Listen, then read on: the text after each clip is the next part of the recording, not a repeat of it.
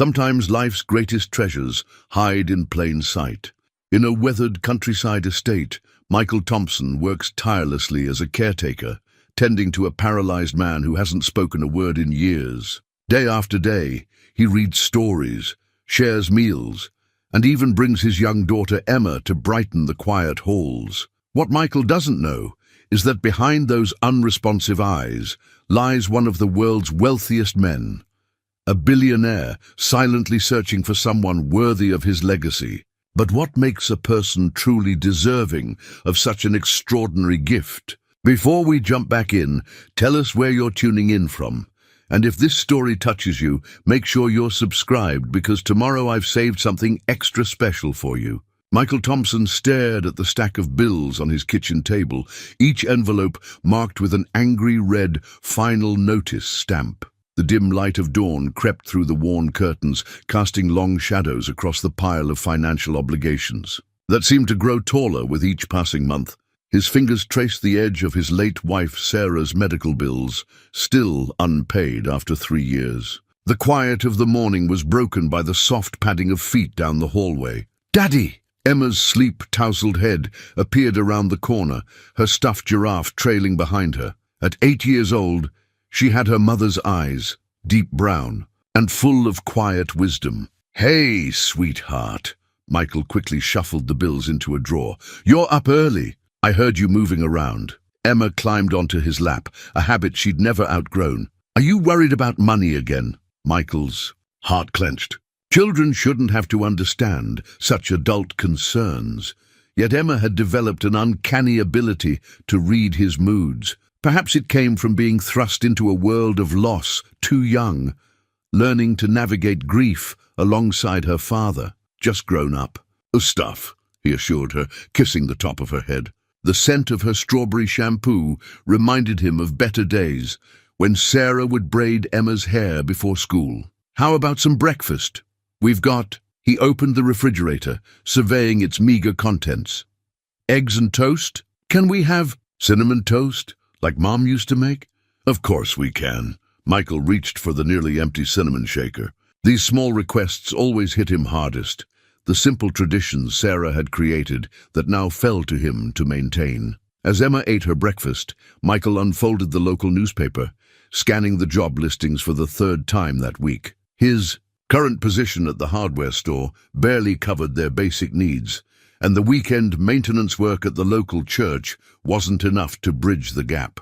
Emma's school supplies list for the upcoming year sat on the counter, a reminder of yet another expense he couldn't afford to ignore. His eyes caught on a small advertisement in the corner of the page. "Caretaker needed. Live-in position at private estate. Experience with medical care preferred but not required. Generous compensation. Immediate start possible." The word "generous" made his heart skip a beat. The possibility of a live-in position would eliminate rent, their biggest expense. But it would mean uprooting Emma, changing her school. "Daddy, I'm going to be late."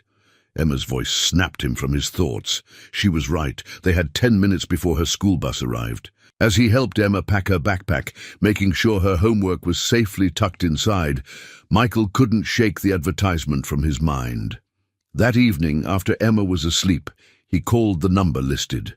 The stern voice that answered scheduled an interview for the following morning, providing directions to an estate he'd driven past countless times but never really noticed.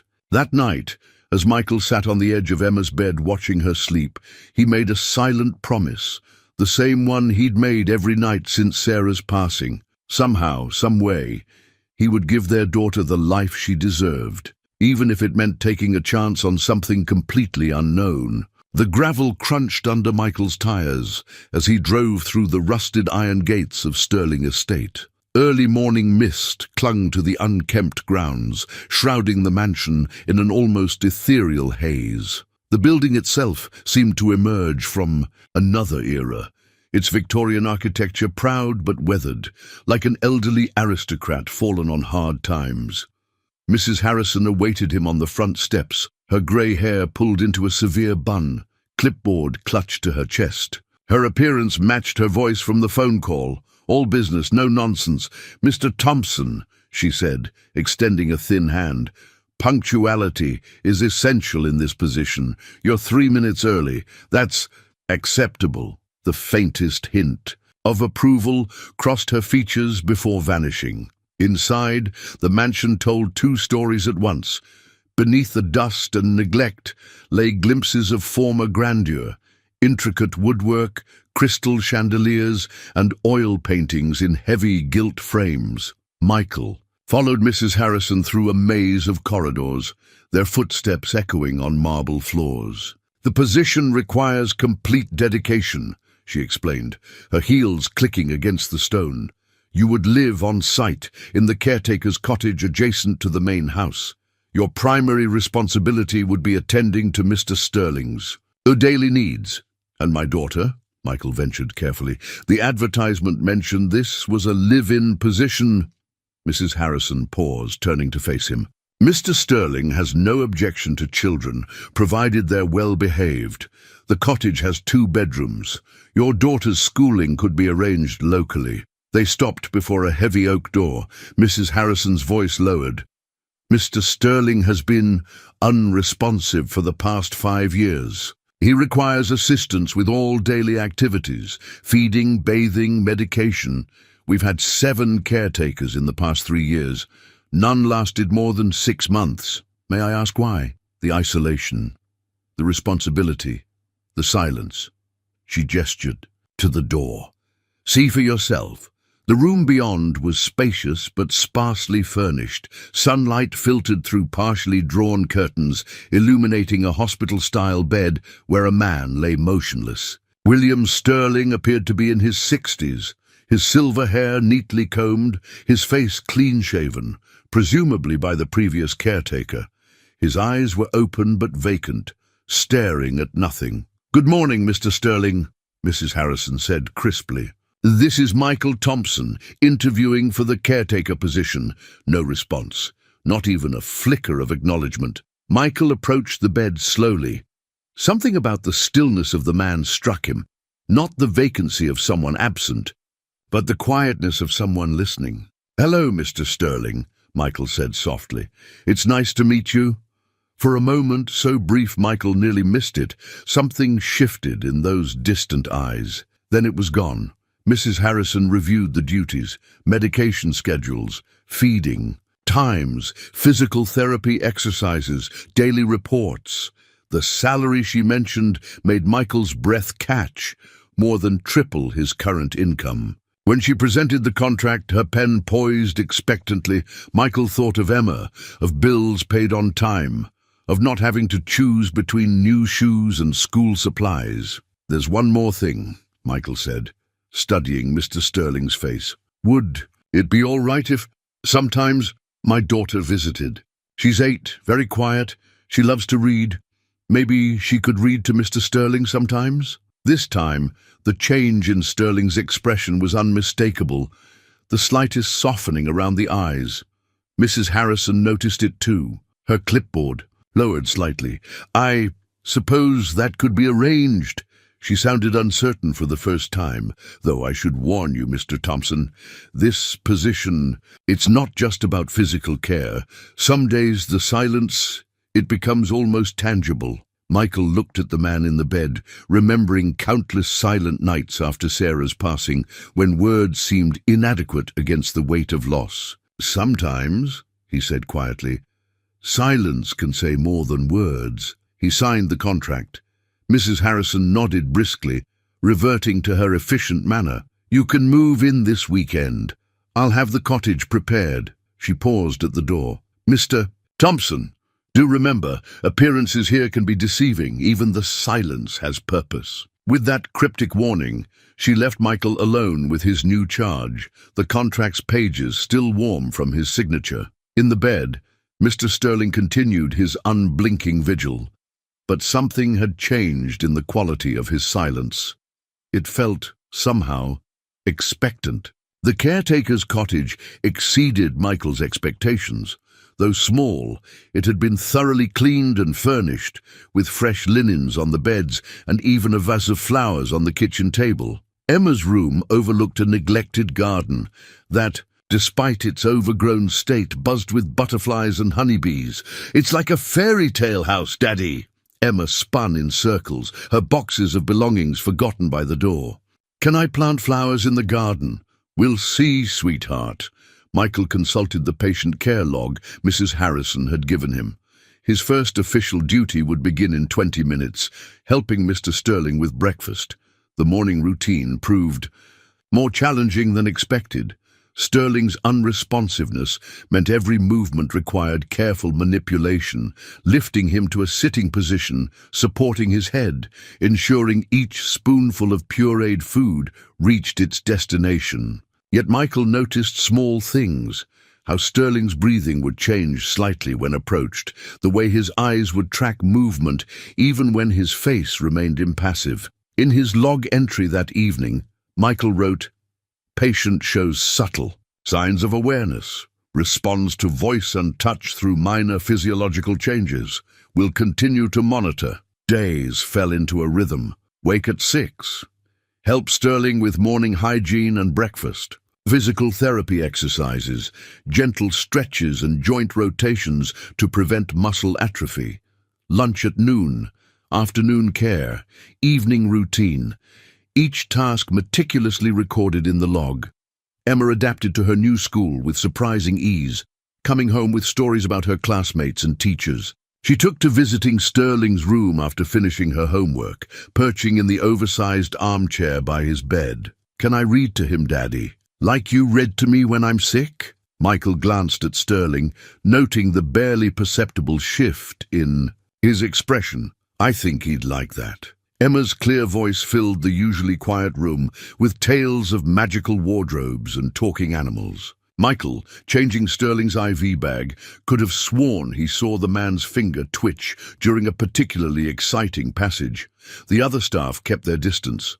The cook, Mrs. Chen, left meals in the kitchen without a word. The groundskeeper, old Mr. Peters, tipped his hat when they passed but never spoke. Only Mrs. Harrison maintained regular contact, appearing each evening to review Michael's logs with sharp-eyed scrutiny. One evening, as Michael was finishing Sterling's dinner routine, Emma burst into the room, clutching a paper in her hand. "Daddy, look, I got an A on my math test." "That's wonderful, honey, but remember to knock first." "Sorry, Mr. Sterling," Emma said, approaching the bed. "Would you like to see my test? I worked really hard on it." Michael started to redirect her, but stopped. Sterling's eyes had moved, focusing directly on the paper Emma held up. For several seconds, his gaze remained fixed on the red letter A. "Patient showed marked interest in child's academic achievement," Michael wrote later. "Sustained focus on presented object for 7 to 8 seconds. That night, after Emma was asleep, Michael sat at their small kitchen table, reviewing his notes from the past 2 weeks. Something wasn't adding up. The previous caretaker's logs described Sterling as completely non-reactive and vegetative. Yet Michael had documented dozens of small responses, subtle but undeniable. A soft knock interrupted his thoughts. Mrs. Harrison stood at the cottage door, her usual clipboard absent. "Mr. Thompson, might I have a word?" She settled stiffly into a kitchen chair, declining his offer of tea. "Your logs are interesting. You're noting behaviors that others missed. Or perhaps—" She paused, studying him intently. "Perhaps you're seeing things they weren't meant to see. I don't understand." "No, you don't." She stood abruptly. "Continue as you are, Mr. Thompson. And remember, in this house, everything is a test, even this conversation." She left before he could respond, her words hanging in the quiet kitchen. Michael returned to Sterling's room for one final check before bed. In the dimness, he could have sworn those supposedly vacant eyes followed his movement. "Good night, Mr. Sterling," he said softly. "Emma wants to finish her story tomorrow, if that's all right with you." The silence that answered felt different now, less empty, more expectant, like someone waiting in the wings of a theater, watching the play unfold. The leather-bound copy of The Little Prince had appeared mysteriously on Emma's chair one morning, its gold-leafed pages suggesting a history of careful handling. Mrs. Harrison, when questioned, merely raised an eyebrow. It was Mr. Sterling's favorite. Perhaps he'd like to hear it again. Emma treated the book like a sacred artifact, carefully turning each page as she read aloud. Once, when I was 6 years old, I saw a magnificent picture in a book. Her voice carried through the autumn afternoon. While outside, leaves danced past the window in shades of amber and gold. Michael, organizing Sterling's medications, noticed how his patient's breathing changed during the reading, becoming deeper, more regular, almost peaceful. He'd begun documenting these subtle shifts in a personal notebook, separate from the official log. Small things, a finger twitch during emotional passages, eyes tracking Emma's movements, slight changes in muscle tension when certain topics arose. "What do you think, Mr. Sterling?" Emma would ask after each chapter, as naturally as if she expected an answer. The prince's rose was pretty silly, wasn't she? But he loved her anyway. One particularly cold morning, as Michael adjusted Sterling's blankets, he found himself talking about Sarah. "Emma has her smile," he said quietly, not entirely sure why he was sharing this. That kind of smile that makes you feel like everything's going to be okay even when it isn't. Sterling's eyes, usually focused on some distant point, shifted to meet his. The contact lasted only seconds, but Michael felt seen in a way that made his hands tremble slightly as he finished his task. These moments accumulated like snowflakes, each one small but building towards something substantial. Emma began doing her homework in Sterling's room, chattering about her day between math problems. "Jenny said my dress was weird today, but I told her it was Mom's favorite, so I don't care what she thinks." "Do you think that was right, Mr. Sterling?" Michael watched as Sterling's expression softened almost imperceptibly. These micro-reactions were becoming more frequent, more noticeable to those who knew to look for them. Mrs. Harrison's evening visits took on a different tone. She still reviewed the logs with careful attention, but her questions became more pointed. "You've noticed the changes in his responsiveness?" "Yes," Michael answered carefully, though the official logs from before suggested the official logs show what previous caretakers were capable of seeing, she interrupted. "Or perhaps what they were willing to see. Tell me, Mr. Thompson, why do you think Emma reads to him every day?" "Because she wants to. Because she thinks he's listening." "And is he?" Michael thought about the subtle changes he'd witnessed. "Yes. He's always listening." Mrs. Harrison nodded slowly. "Interesting that a child could see what trained professionals could not. Or perhaps—" She tapped her pen against her clipboard. "Perhaps it's not what she sees, but how she sees it." That evening, Emma had a question while reading. "Daddy, why does the prince keep asking questions about everything?" Before Michael could answer, he noticed Sterling's hand, the slightest movement of his index finger, like someone trying to point. "Sometimes," Michael said, watching Sterling's face, "asking questions is how we learn what's real and what isn't. Like the prince learning about what matters most." Emma considered this, then turned to Sterling. "Is that why you listen so carefully?" "Mr. Sterling, are you trying to learn about us too?" The silence that followed felt heavy with meaning. Michael recorded in his private notebook, "First direct acknowledgement of Sterling's observation. E continues to perceive what others miss." Later that night, after Emma was asleep, Michael returned to Sterling's room with a cup of tea, a habit he'd developed during his evening checks. "She's remarkably perceptive, isn't she?" he said softly. "Sarah was like that too, could always tell what people were really thinking, really feeling behind their words." He sat in the chair beside Sterling's bed, watching the moonlight create patterns on the wall. I think you're teaching us something, aren't you? Through all this silence, through these small moments." He smiled slightly, like the fox teaching the little prince about what's essential, being invisible to the eyes. As he stood to leave, he could have sworn he saw the ghost of a smile touch Sterling's lips. In his notebook that night he wrote, "The silence speaks volumes. We just have to learn its language." The old newspaper clipping fell from between the pages of a medical reference book Michael was consulting. Yellowed with age, its headline caught his eye. Sterling Industries CEO withdraws from public life. The accompanying photo showed a younger William Sterling at a charity gala, distinguished in a tuxedo, his eyes sharp with intelligence and purpose. Michael's hands trembled as he read, following the tragic death of his wife and daughter in a boating accident, business titan William Sterling has announced an indefinite leave of absence. The date was exactly 5 years ago. A soft knock interrupted his discovery. Michael hastily tucked the clipping into his pocket as Mrs. Harrison entered with 2 serious-looking men in expensive suits. "Mr. Thompson, these gentlemen are Mr. Sterling's attorneys. They need to review some paperwork. If you could give us the room?" Michael nodded, but lingered by the door after leaving, their muffled voices carrying through the heavy oak. "His responses are increasing," one man said. "Harrison reports multiple instances of deliberate interaction, and the caretaker, his daughter, unaware, though the child seems to have an unusual effect on him. The board is getting anxious. 5 years of silence, and now—" Mrs. Harrison's sharp tone cut through. "Mr. Sterling's instructions were explicit. We wait until he's ready." Later that afternoon, Emma sat in her usual spot, homework spread across her lap. "Mr. Sterling, did you know there was a big company named after you? We learned about important businesses in social studies today, and Sterling Industries was on the list." Michael, changing Sterling's IV, watched carefully.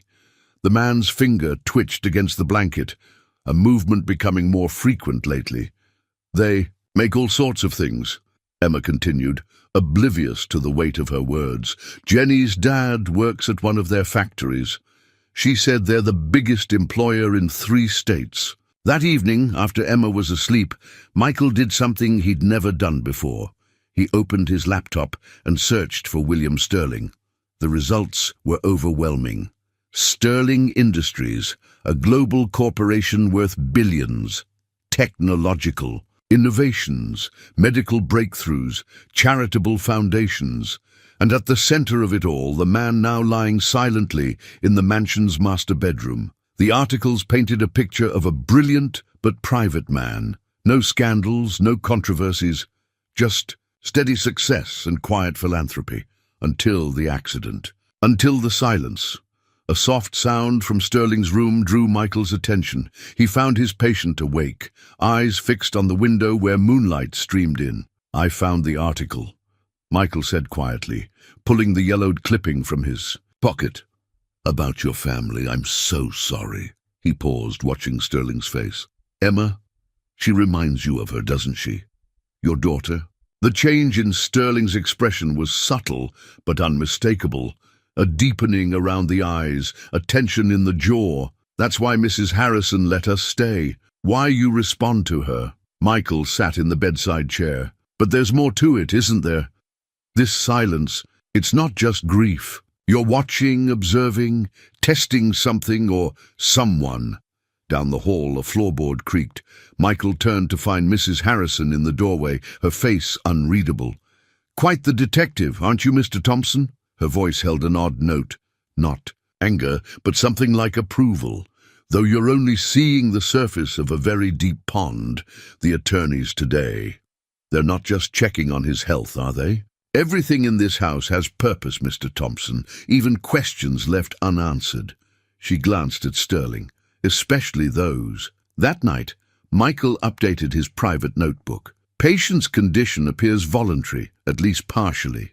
Connection to Emma suggests emotional rather than physical catalyst, growing evidence of conscious observation and evaluation, but of what and why? As he wrote, he couldn't shake the feeling that he was part of something larger, a carefully orchestrated performance where he couldn't quite see the whole stage. In his pocket, the newspaper clipping felt heavy with unspoken possibilities.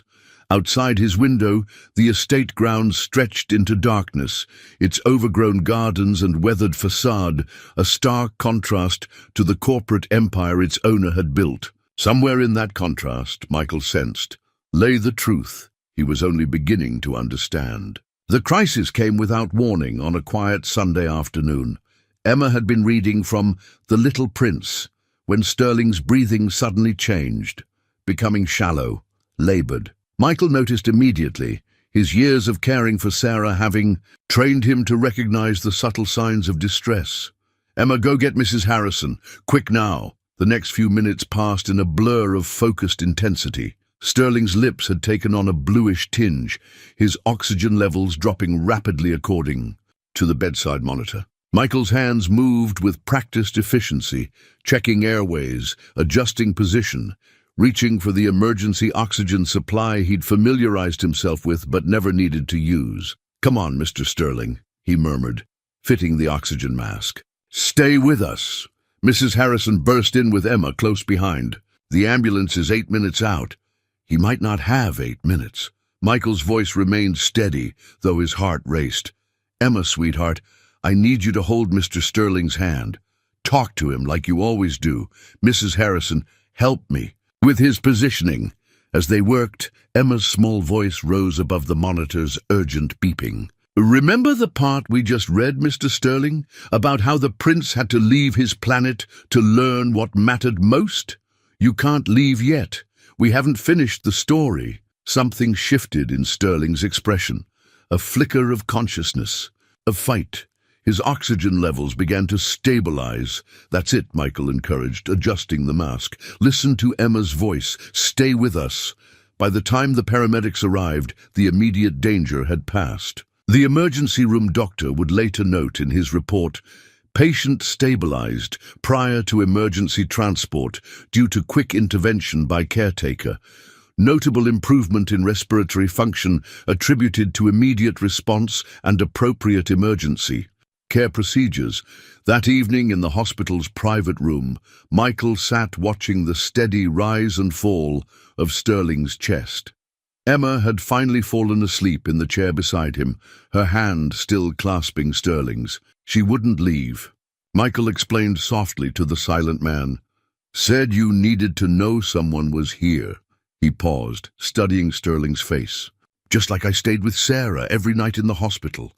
Sometimes presence matters more than words." A slight pressure against Emma's hand, so subtle it could have been dismissed as involuntary. But Michael saw Sterling's finger move deliberately, curling around his daughter's small fingers. Mrs. Harrison appeared in the doorway, her usual clipboard replaced by a thick folder. "The medical team is quite impressed with your handling of the crisis, Mr. Thompson, as is Mr. Sterling's board of directors." "His board? Why would they—" "Because," she interrupted, "Mr. Sterling's condition has shown marked improvement since your arrival. Today's incident demonstrated not just your medical competence, but something far more valuable." She glanced at Emma's sleeping. "A form. The ability to see what matters most." The hospital stay lasted 3 days. Michael maintained his care routine, but something had changed. Sterling's responses, though still subtle, became more frequent. His eyes tracked movement with clear purpose now. The doctors noted improved neural activity, though they seemed puzzled by the sudden change. On the final evening before Sterling's discharge, Michael was updating his notes when he noticed writing on the back of the emergency room report. Careful, shaky letters formed with what must have been tremendous effort. "Thank you." Heart pounding, Michael studied Sterling's face. The man's eyes met his directly, filled with an awareness that could no longer be dismissed as coincidental. "You're welcome," Michael said quietly, "though it was really Emma who brought you back." A ghost of a smile touched Sterling's lips, the first real expression Michael had seen since taking the job.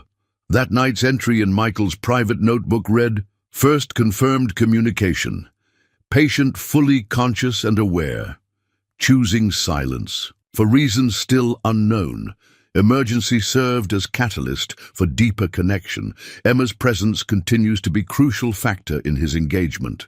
As he wrote, Michael couldn't shake the feeling that they'd passed some sort of test, one that had nothing to do with medical emergencies and everything to do with the way Emma had refused to leave.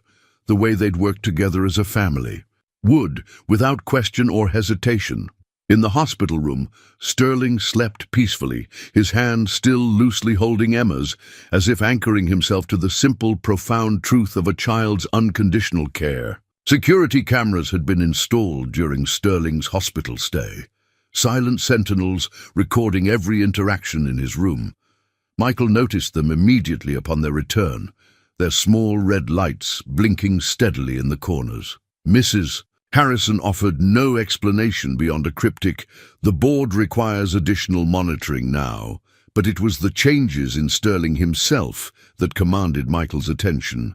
Though still largely non-verbal, his responses had become unmistakable. His hand would move to indicate preferences, left for no, right for yes. His eyes now followed conversations with sharp intelligence, no longer maintaining the vacant stare of before. Emma, with a child's adaptability, took these changes in stride. "Mr. Sterling wants the curtains open more," she announced one morning, interpreting his subtle gestures. "He likes watching the birds in the garden." The garden itself had become another symbol of transformation. The ground staff, previously invisible, now worked diligently to restore the neglected flower beds. Michael caught Mrs. Harrison watching Emma plant daffodil bulbs beneath Sterling's window. "Spring will be lovely," she remarked, her usual severity softened. "If all things bloom as intended," but winter's grip held firm, bringing new challenges. Emma came home from school one day with tears in her eyes, clutching a notice about upcoming class fees and required supplies for the spring semester. Michael's savings, despite the generous salary, had been depleted by unexpected medical bills from Sarah's final treatments. That evening, as Michael helped Sterling with his evening routine, his worry must have shown on his face. Emma's school. "Fees," he explained, noticing Sterling's questioning look. "Just trying to figure things out." He managed a smile.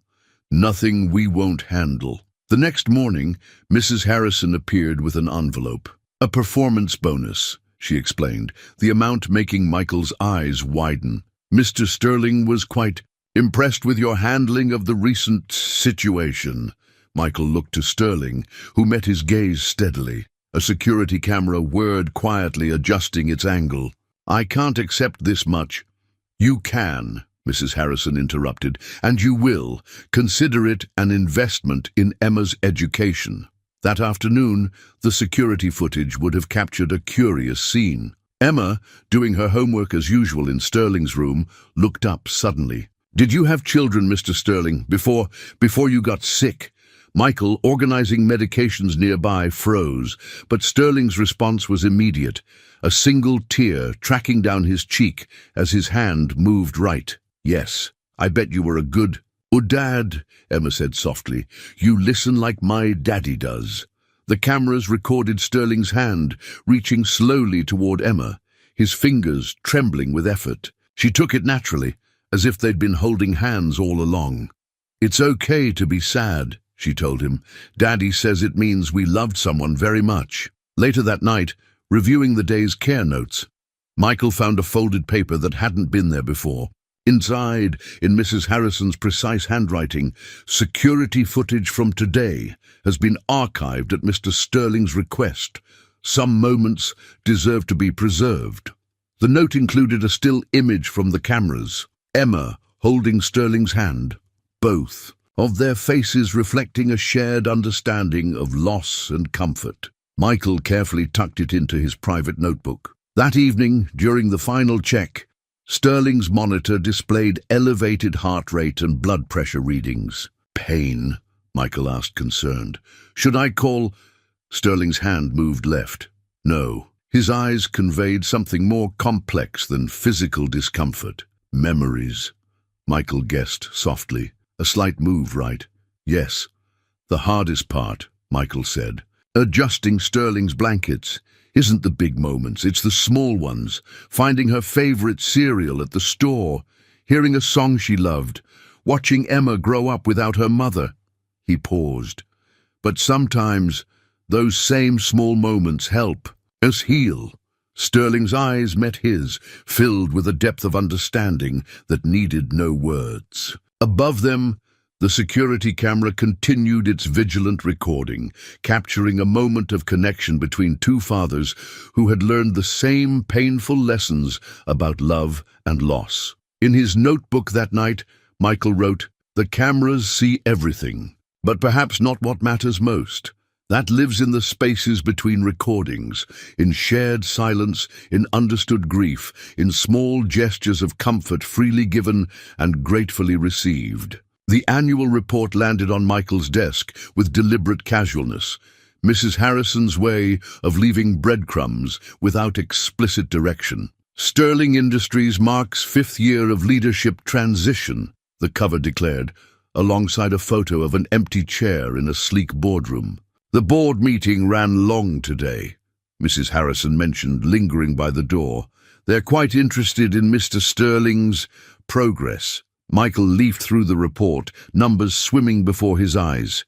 Sterling Industries, 50,000 employees. Worldwide, market capitalization in the billions, breakthrough patents in medical technology, renewable energy, artificial intelligence. And at the center of it all, a man who now communicated through hand twitches and eye movements. Later that afternoon, Emma burst into Sterling's room waving a newspaper.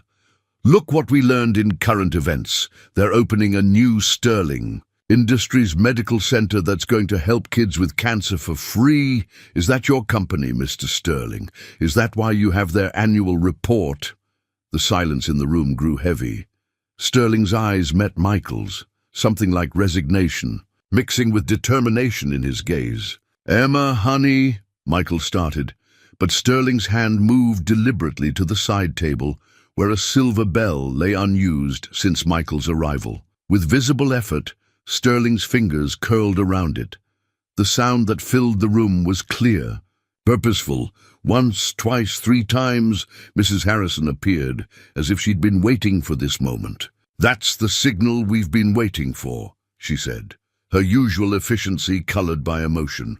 "Mr. Thompson, I believe it's time you knew everything." What followed was a revelation that, despite Michael's growing suspicions, still left him reeling. William Sterling, the man he'd been caring for, wasn't just namesake of Sterling Industries. He was its genius founder, the architect of its global success, and still its majority shareholder. "The accident changed everything," Mrs. Harrison explained, while Emma listened wide-eyed from her usual spot beside Sterling. "Mr. Sterling's wife and daughter, Helen and Grace, they were everything to him. After losing them, he withdrew, not just from the company, but from life itself." Sterling's hand moved to Emma's, squeezing gently. "But the silence," Mrs. Harrison continued, "was never about grief alone. It became a test of character, of genuine care, of—" she glanced at Emma, "of family. The other caretakers," Michael said slowly, "they all knew who he was?" "Most figured it out quickly. Their behavior changed immediately, becoming deferential, calculating. Some tried to curry favor, others sought to exploit. All failed to see the person behind the fortune." Sterling's hand moved again, this time reaching for the tablet Mrs. Harrison produced from her ever-present clipboard. His fingers, trembling with effort, typed slowly, "Until you and Emma." Michael sat heavily in the bedside chair. Memories, realigning with new context, the generous salary, the performance bonus, the careful observation. "All this time you were watching us, testing us." "Testing everyone," Mrs. Harrison corrected. "The board, the staff, potential caretakers.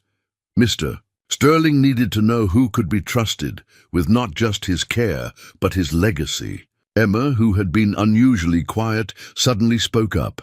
"Is that why you like our stories so much, Mr. Sterling? Because you were looking for people who'd tell you true ones?" Sterling's smile transformed his entire face. On the tablet, he laboriously typed, "Wisdom from the mouths of babes. The board is meeting again tomorrow," Mrs. Harrison said. "They'll want to know about this development, about you both." She paused. "Things will change now. Michael looked at Sterling, remembering all the quiet moments, the shared understanding, the gradual building of trust. "Some things won't change," he said firmly. "We'll still be here, still caring, still family." Sterling's eyes glistened as he typed, "That's exactly why I chose you." That night, after Emma was asleep, Michael sat in Sterling's room, their usual comfortable silence now heavy with revelation. "You could have told us sooner," he said finally. Sterling's fingers moved across the tablet. "Had to be sure. Real care can't be bought." Michael thought of Sarah, of all she'd taught him about love being shown through actions rather than words. "No," he agreed softly, "it can't." In his notebook that night, Michael wrote, "Truth revealed, but biggest. Revelation isn't about wealth or power. It's about how genuine care creates its own kind of richness. Emma saw it first, as children often do. Sometimes the most valuable things are those freely given, without expectation of return." The morning after the revelation dawned with a different quality of silence. Michael went about his usual routine: medications, morning care, breakfast preparation, while Sterling watched with eyes that no longer needed to hide their intelligence. Emma had just settled into her usual chair with The Little Prince when Sterling's hand trembled, reaching for his throat. Michael moved instantly, medical training kicking in, but Sterling's expression stopped him. The voice was raspy, unused, but determined. "It's time." Emma dropped the book. "Mr. Sterling, you can talk." "Yes," he managed, each word carefully formed. "Thanks, to both of you." Michael helped him sip water, mind racing. "How long have you been able to—" Speech returned, gradually. Waited. Had to be certain. Sterling's voice grew stronger with each word, like an old engine warming. "Up. Sit, please, both of you." From beneath his pillow, Sterling withdrew a leather-bound journal, his observations over the past months, Michael realized. 5 years. Sterling began, his voice finding its rhythm. 5 years of watching people reveal their true nature when they thought I couldn't respond, when they thought I couldn't understand. He turned to Emma. "You reminded me so much of Grace, my daughter. Not just your age, but your heart. The way you saw me as a person, not a condition." Emma took his hand naturally, as she'd done countless times before. "Because you are a person, the best kind. The listening kind." Sterling's laugh was rough but genuine, out of the mouths of babes indeed. He looked at Michael. "And you, a father doing everything possible for his child, just as I once did. But you showed me something I'd forgotten." "What was that?" Michael asked softly. "That wealth isn't just about money. It's about richness of spirit." Sterling's fingers traced the journal's cover. "After I lost Helen and Grace, I lost myself. The company, the fortune, it all seemed meaningless. Then the vultures came circling. Family I hadn't heard from in years, board members with their own agendas, everyone wanting a piece of the empire." He paused, taking another sip of water. "So I retreated, made my silence a test, watched as caretaker after caretaker revealed their true motivations. Some tried to curry favor, others grew neglectful when they thought I couldn't complain. A few even tried to manipulate my condition for their gain. But why maintain it for so long?" Michael asked. "Because I needed to find someone worthy of not just managing my care, but managing my legacy. Someone who understood that true value isn't measured in dollar signs." Sterling's eyes grew distant. "Helen always said our greatest responsibility was using our resources to help others. Grace had such plans for the Foundation's future." Emma spoke up. "Is that why you're building the hospital for sick kids?" "Yes," Sterling smiled. "That was Grace's dream. She wanted to help children whose families couldn't afford treatment. Like your father helped your mother, Emma, even when the bills became overwhelming." Michael started. "How did you—" "Mrs. Harrison is very thorough in her background checks." Sterling's expression softened. "Your dedication to Sarah's care, even knowing it would leave you in debt, that's when I began to hope we'd found the right person." He shifted, sitting up straighter. "The board meets tomorrow. They'll expect me to name a successor, someone to help guide the company's humanitarian initiatives to ensure the fortune does more than just grow larger. His eyes met Michael's. Someone who understands that wealth without compassion is poverty of the worst kind. Michael felt the weight of Sterling's words. I don't know anything about running a global corporation, but you know everything about what matters most. The rest can be learned. Sterling squeezed Emma's hand. Besides, I'm not going anywhere. Think of it as a partnership, a family partnership. That evening, after Emma had gone to bed, Michael found Sterling writing in his journal. May I? Michael asked, gesturing to the chair. Sterling nodded, continuing to write. Finally, he spoke. Tomorrow will change everything. The board, the press, the world watching, but I want you to know something. He met Michael's eyes. No matter what happens with the company, what you and Emma gave me, genuine care, a reason to rejoin the world, a second chance at family, that's worth more than everything else combined. Michael thought of all the quiet moments, the shared understanding, the gradual building of trust. We didn't do it for any reason, except that it was right. Exactly. Sterling closed his journal. That's exactly why it matters so much. The threat letter arrived by private courier the morning after Sterling's first words.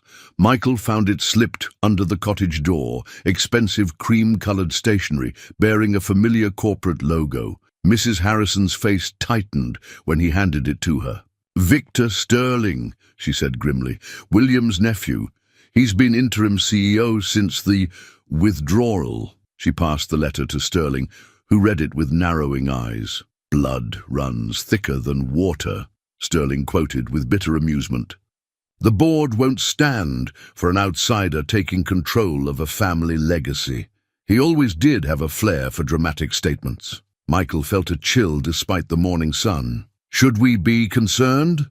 Victor has been positioning himself as my natural successor for years, Sterling explained, his voice stronger now with each passing hour. He's turned the board into his personal chess set, but he's forgotten one crucial detail. A ghost of a smile touched his lips. I own controlling interest, and I'm no longer silent. Emma's school called just before lunch. She had fallen during recess, they said. Nothing serious, but could someone pick her up? Michael found her in the nurse's office, knee-scraped, but more shaken than hurt. The new girl pushed me, Emma said quietly on the drive home. She said her uncle told her I shouldn't get too comfortable at my new school. Sterling's face darkened when they related the incident. Victor works quickly, he said, reaching for the phone. Mrs. Harrison, implement security protocol 4. Yes, immediately. Within hours, discreet security personnel appeared on the grounds. A private car was arranged for Emma's school transport. Camera systems were upgraded, and Mrs. Harrison presented Michael with a new phone. Secure lines only, she explained. That evening, while Emma did her homework in Sterling's room under the watchful eye of a security guard, Michael found himself poring over documents Mrs. Harrison had provided. Company histories, board member profiles, financial reports. It's overwhelming, isn't it? Sterling asked, watching him struggle with the corporate jargon.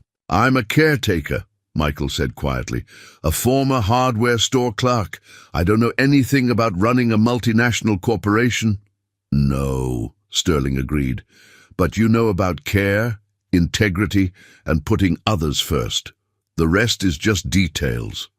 He paused, considering. When I built this company, I was just the engineer with an idea and a dream of helping people. The business part came later. A soft knock interrupted them. Mrs. Harrison entered with a tablet displaying news headlines. Sterling Industries, stock, tumbles amid succession rumors, and inside sources question Sterling's competency. Victor's allies on the board are moving. Faster than anticipated, she reported. They're calling for an emergency session tomorrow. They'll want to see you in person. Good, Sterling said firmly. It's time they remembered who built this company. He turned to Michael. But first, we need to discuss something important. Emma. Michael's protective instincts flared. If this is too dangerous, that's not it. Sterling's expression softened. When I lost Grace, I lost my purpose. Everything I'd built seemed meaningless without her to share it with, to pass it on to. But Emma, she reminds me so much of Grace, not just her age or circumstances, but her heart. What are you saying? I'm saying that when I name you as my successor, I want to do more than just give you a position. I want to make you and Emma legally part of my family.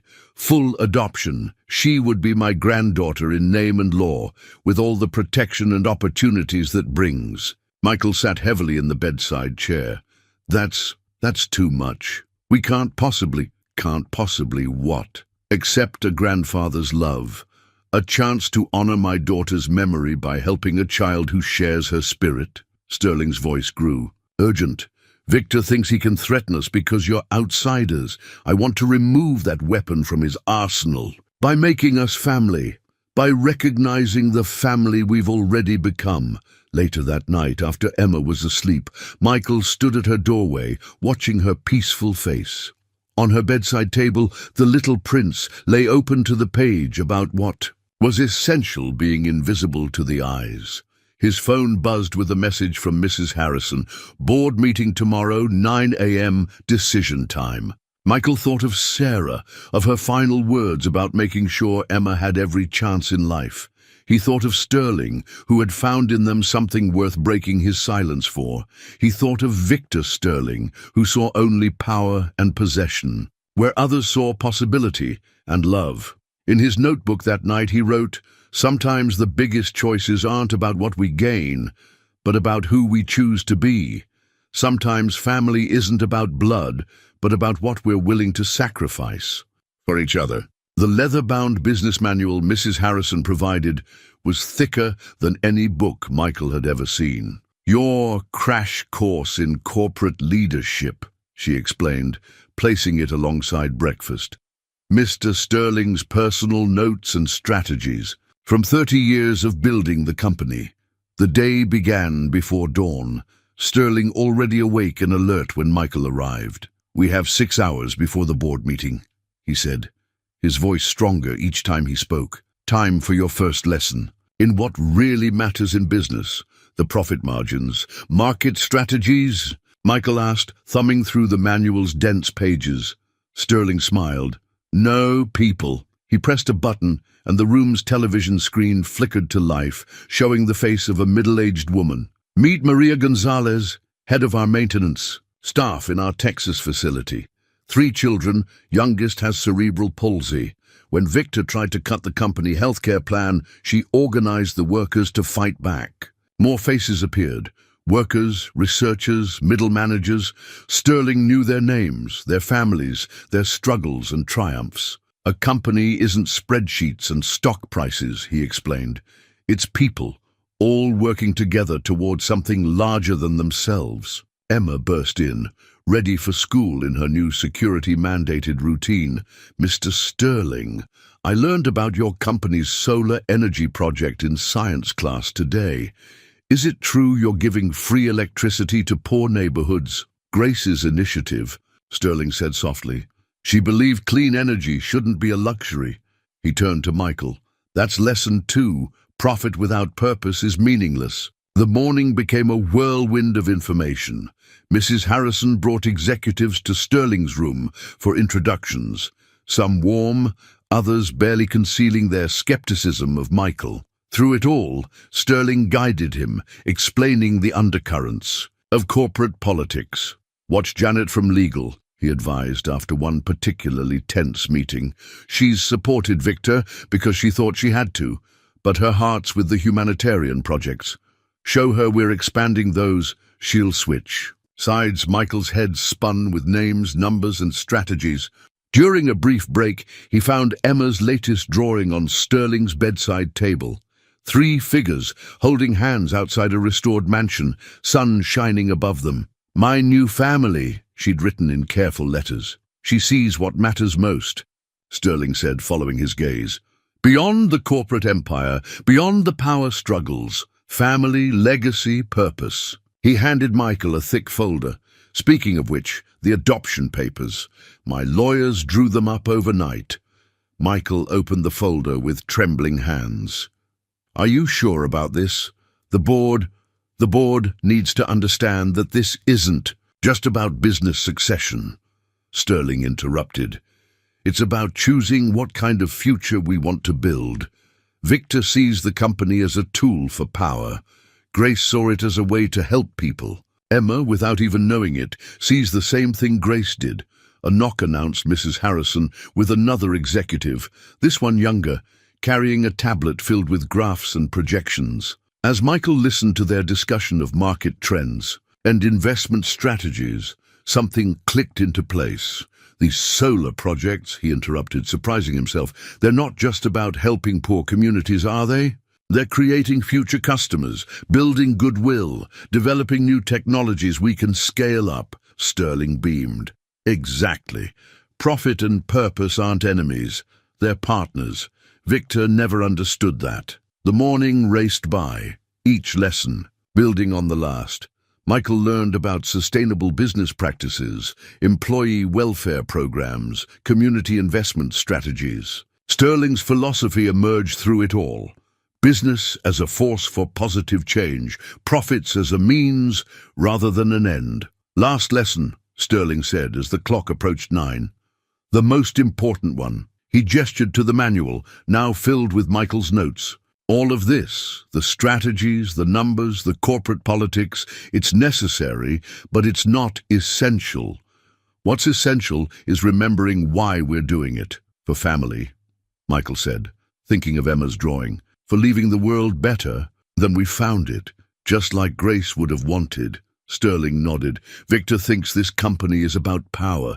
We know it's about responsibility. Mrs. Harrison appeared at the door.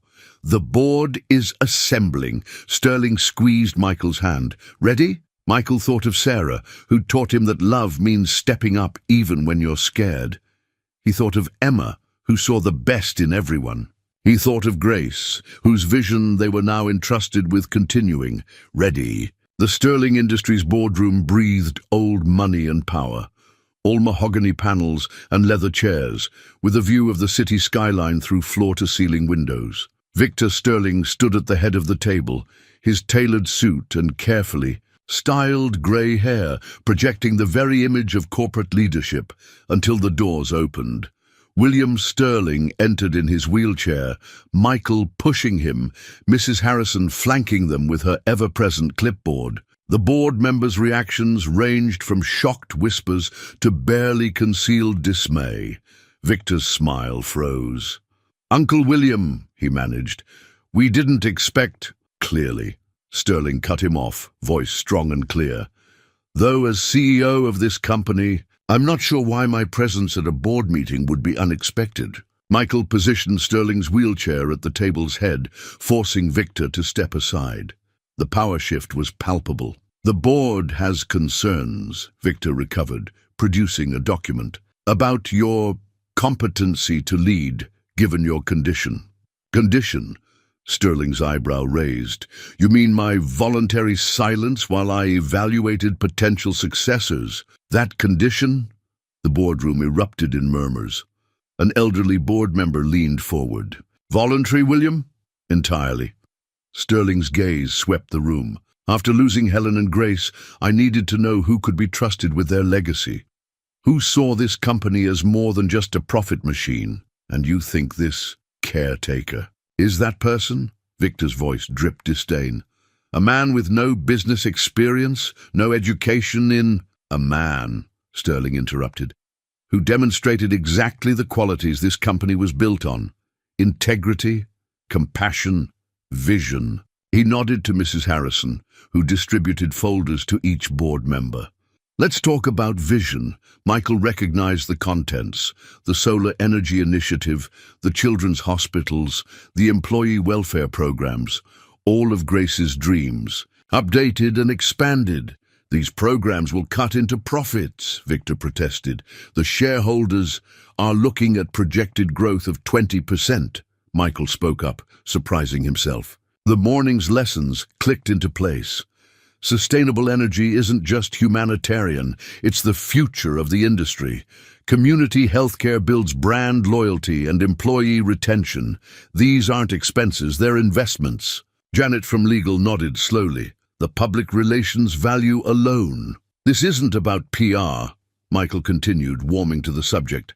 It's about doing well by doing good. Mr. Sterling built this company to make a difference, not just a profit. Grace understood that. Your shareholders will too. Victor's face reddened. You dare speak her name? You're nothing but an opportunist, using a child to manipulate. That's enough. Sterling's voice cut through the room like steel. You want to talk about manipulation, Victor? Let's discuss your creative accounting in the Asian subsidiaries, or perhaps the pressure you've put on board members' families. The color drained from Victor's face. Mrs. Harrison, Sterling continued, please distribute the second set of documents.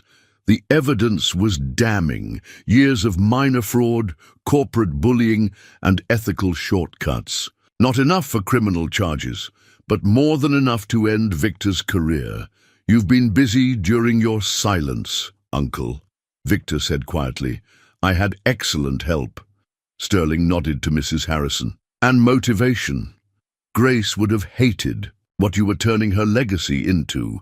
An older board member cleared his throat. William, are you formally proposing Mr. Thompson as your successor? More than that. Sterling produced the adoption papers. I'm naming him and his daughter as my legal heirs. The personal fortune, the controlling shares, the foundation, all of it. This is absurd. Victor slammed his hand on the table. You can't give away a family company to strangers. Family. Sterling's voice softened. Michael and Emma showed me more family loyalty in months than you have in years. They reminded me what Grace always knew, that true family is built on love and shared values, not just DNA. The board members exchanged glances. Janet spoke first. I move to approve Mr. Sterling's succession plan, hands raised one by one. Victor watched his support crumble, his carefully built alliances dissolving in the face of Sterling's return and Michael's obvious sincerity. Welcome to the family, Mr. Thompson, the elderly board member said, extending his hand. Though I suspect you've been part of it longer than we realized. Later, reviewing the meeting minutes, Michael would find a note in Sterling's handwriting. Today, we didn't just change company leadership. We proved that Grace's way, leading with heart, as well as head, was right all along. The legal documents arrived in waves, each manila envelope thicker than the last. Challenges to Sterling's competency, objections to the adoption, allegations of undue influence. Victor's lawyers had been busy, their attacks growing more personal. With each filing, they're investigating Sarah's medical records, Mrs. Harrison reported one morning, her usual composure cracking slightly. Trying to paint Michael as a fortune hunter who let his wife die to save money. The accusation hit Michael like a physical blow. Sterling, watching him closely, spoke into his phone. Get me Judge Anderson. Yes, I know what time it is in London. This can't wait. Emma sensed the tension, though they tried to shield her from it. She became quieter, jumping at unexpected sounds. The security team reported a car following her school bus, Victor's people, presumably gathering information. Maybe we should withdraw, Michael said one evening, watching Emma sleep fitfully. The company's not worth, it's not about the company anymore, Sterling interrupted, his voice rough with emotion. Victor's not just threatening our business plans, he's threatening our family. He pulled out his tablet, showing Michael a video clip. It was Grace, perhaps 12 years old, presenting a school project. When I grow up, she declared, I'm going to help run Daddy's company, but not just to make money, to make things better. She would have been Emma's age now, Sterling said softly. Victor wants to erase her vision, turn everything she dreamed of into nothing but profit margins. A knock interrupted them. Janet from legal entered, looking grave. They've filed for an emergency injunction. They're claiming the adoption is a scheme to avoid corporate succession laws. Sterling's health chose that moment to remind them of its fragility. A coughing fit seized him, his face going pale. Michael moved instantly to adjust his oxygen, check his vitals. Get Judge Anderson, Sterling managed between coughs. Already done. a familiar voice said from the doorway. The judge, a distinguished woman in her 60s, looked like she'd stepped off a transatlantic flight, which, Michael realized, she had. I've known William for 30 years. When he calls at 3 a.m., I listen. What followed was a masterclass in legal strategy. Judge Anderson reviewed the documents, made calls, pulled strings. The adoption papers are solid, she declared. Victor's challenges are theatrical but legally thin. But the publicity, Janet worried. The media's already running with the gold digger angle. Then we change the narrative, Sterling said, recovering his strength. Michael, remember what we discussed about transparency and trust? Michael nodded slowly. You want to go public? Tell the whole story? Every detail. My silence, the testing, finding you and Emma. Show the world what real family looks like. Sterling turned to Judge Anderson. Can you fast-track the adoption? Give me 48 hours. That night, as Michael made his final rounds, he found Emma in Sterling's room, curled up in her usual chair. Is it my fault? She asked quietly. All the fighting? Sterling reached for her hand. No, sweetheart. It's about grown-ups forgetting what matters most. Like in your book, remember what the fox says about seeing with the heart? Emma nodded. That what's essential is invisible to the eyes. Exactly. Victor sees money and power. We see family and purpose. Sterling's voice grew fierce with protection. And no one is going to take that from us. Later, reviewing the latest legal filings, Michael found a note slipped between pages. A photo of Grace at a company picnic, beaming as she served food at a homeless shelter. On the back, in Sterling's handwriting, she knew that wealth without compassion is poverty of the worst kind. Emma has her heart. Mrs. Harrison appeared with fresh documents requiring signatures. The press conference is set for tomorrow. Victor's people will be there. Good, Sterling said. Let them see what they're really fighting against. Not just a business decision, but a family defending itself. Michael looked at Emma, finally sleeping peacefully in her chair, then at Sterling, whose eyes held both determination and vulnerability. In his own notebook he wrote, Some battles aren't chosen, they choose us, but maybe those are the ones most worth fighting, not for what we might gain, but for what we refuse to lose. The family photograph was taken the morning of the press conference. Michael and Emma on either side of Sterling's wheelchair, the restored garden beginning to bloom behind them. Mrs. Harrison insisted on it, saying, Some moments need to be preserved. This is one of them. The previous night had marked a turning point. Sterling's coughing fits had grown worse, the stress clearly taking its toll. Michael found him reviewing old videos of Grace, his hands trembling slightly. I can't let Victor destroy her legacy, Sterling whispered. But I don't know if I have the strength left to. Then let me, Michael said quietly. You trusted me with your care. Trust me with this. Sterling studied him for a long moment. You know what you're taking on? I'm taking on what we've already built. Michael sat beside him. When Sarah was sick, she made me promise to give Emma every chance at a good life. Not just money or education, but purpose, meaning. He smiled slightly. Sound familiar? Sterling's eyes glistened. Grace used to say the same thing. That morning, Michael took charge. He gathered the PR team, legal advisors, and key board members in Sterling's room. Emma sat in her usual chair, homework open but forgotten as she watched the adults plan. We're not just defending ourselves, Michael declared. We're showing what this company really stands for. Victor wants to make this about money and power. Let's make it about family and purpose instead. Janet from legal nodded approvingly. The adoption papers are ready. Judge Anderson expedited everything. Good. Michael turned to the PR team. I want Grace's charitable projects highlighted. Show how they've grown since I came on board. Show how Emma's influence inspired new youth education initiatives. Sterling watched with pride as Michael commanded the room. Even Mrs. Harrison allowed herself a small smile. What about Victor's allegations? Someone asked. We addressed them head-on. Michael pulled out his own files, Sarah's medical records, their financial history. I want everything transparent. Show how we exhausted our savings caring for Sarah. Show the kind of father I've been to Emma." His voice softened. "Show how Sterling Industries' medical research might have saved Sarah. If it had been developed sooner." Emma spoke up suddenly. "Can I tell them about reading to Mr. Sterling, about how he listened even when he couldn't talk?" The room fell silent.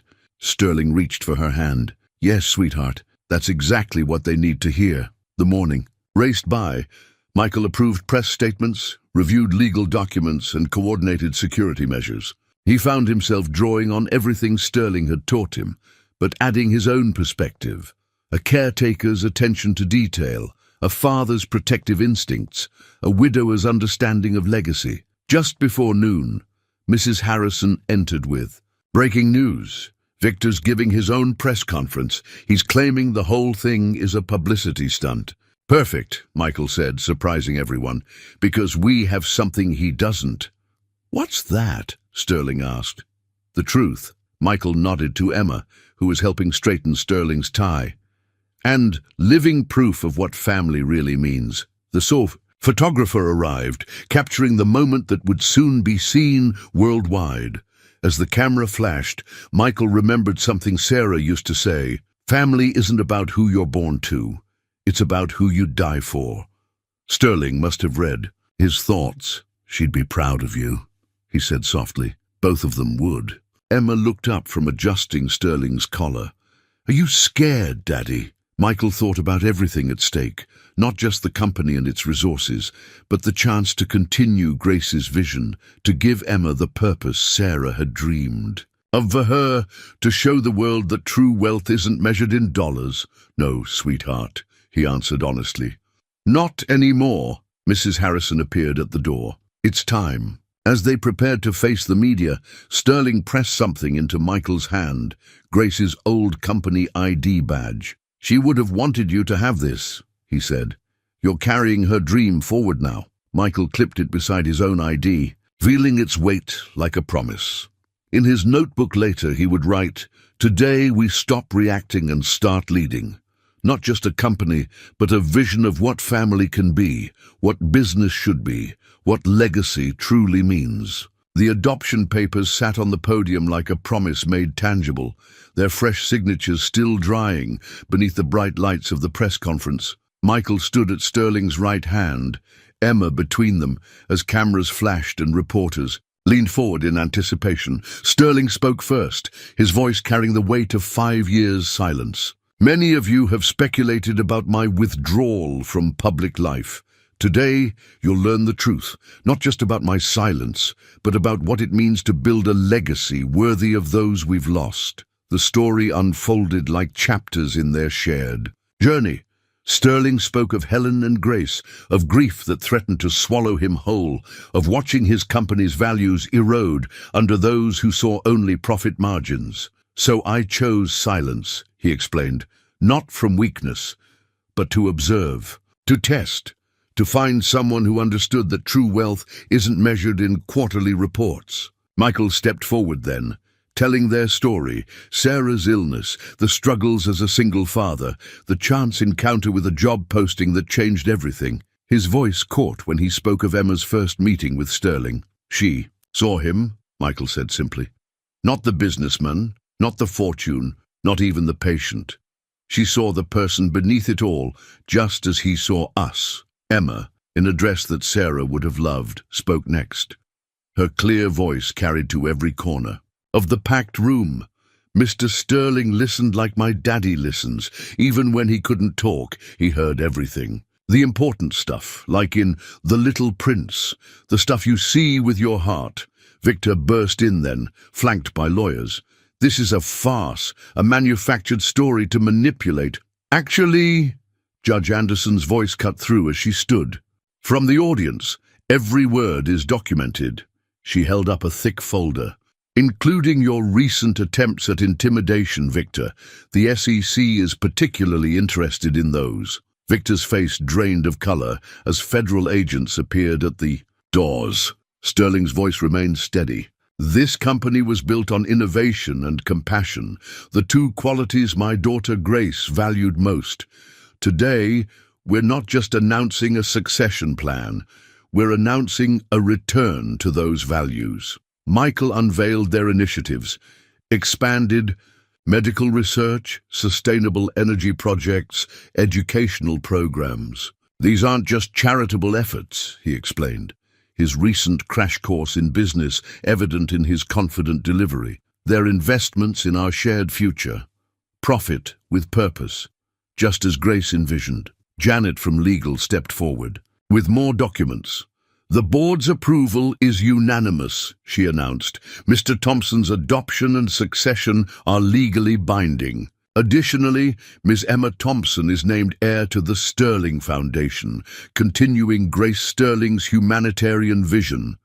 Emma's small hand found Sterling's as photographers captured the moment. "Does this mean you're really my grandpa now?" she whispered. "On paper and in heart," Sterling replied, his eyes bright with unshed tears.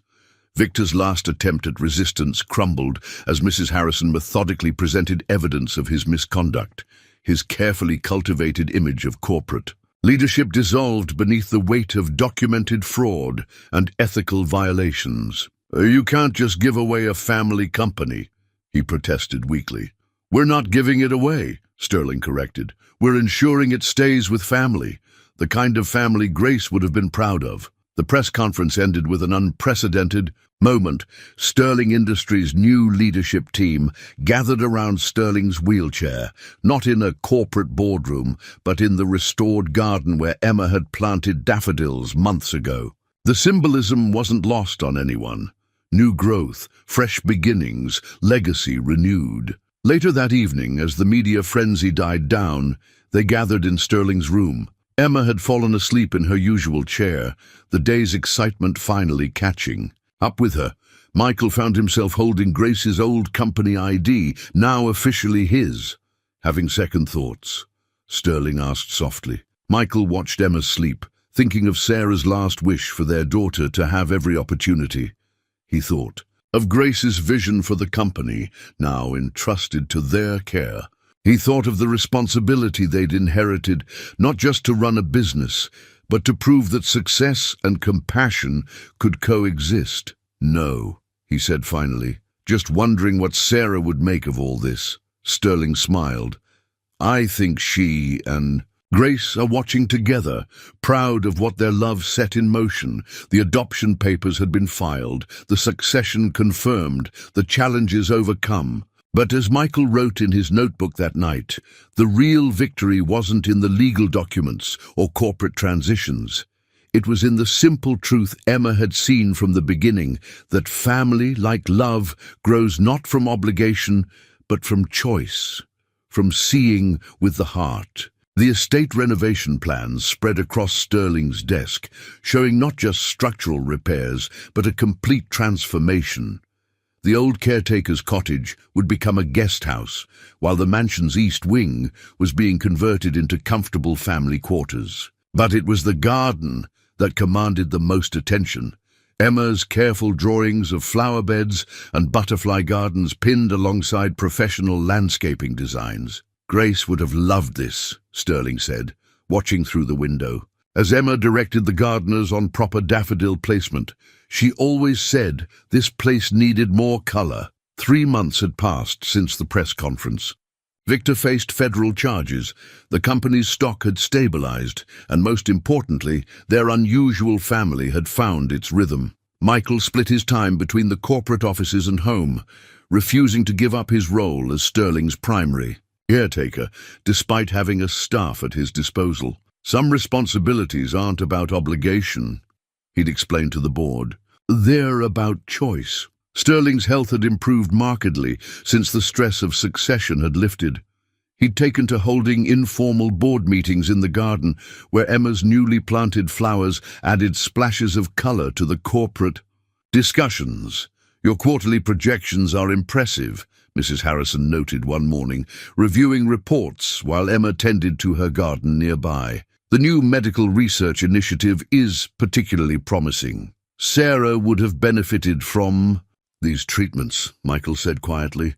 Sterling reached over to squeeze his hand, the gesture natural now between them. The foundation work had taken off as well. Emma's presence at charity events brought an authenticity that no corporate PR could manufacture. She spoke to children, in hospitals, with the simple wisdom that had first won Sterling's heart. "My mom died because the medicine wasn't good enough yet," she told one young patient. "But my grandpa and daddy are working to make it better. Sometimes sad things help us know what needs to be fixed." The media had dubbed them the modern family of American business, but their private moments told the truer story. Evening reading. Sessions in Sterling's study, now restored to its former glory, Sunday picnics in the blooming garden, Emma doing homework between corporate meetings, her presence reminding everyone why their work mattered. "Did you see the new hospital designs?" Emma burst in one afternoon waving blueprints. "They're putting gardens on every floor just like I suggested," Sterling beamed.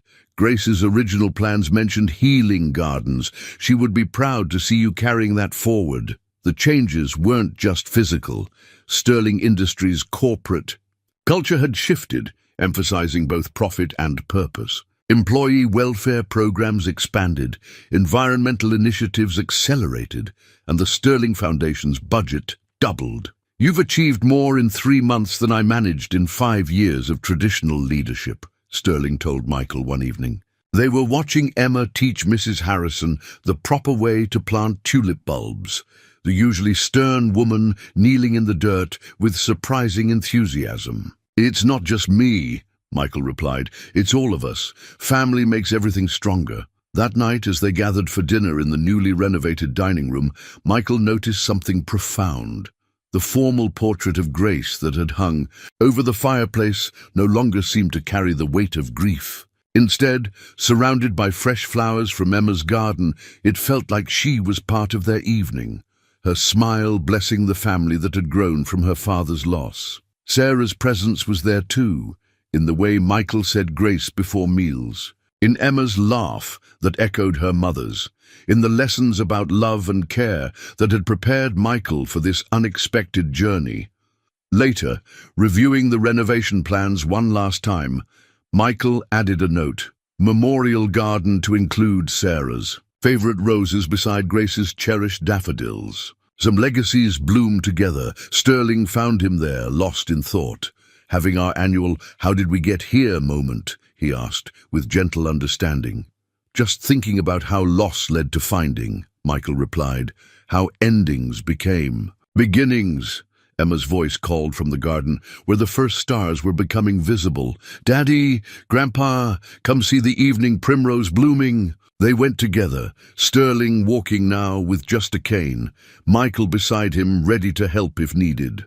The night-blooming flowers were opening slowly, their delicate petals unfurling like the pages of their continuing story. 1 year later, the garden bench overlooking the restored estate grounds became their favorite spot for evening gatherings.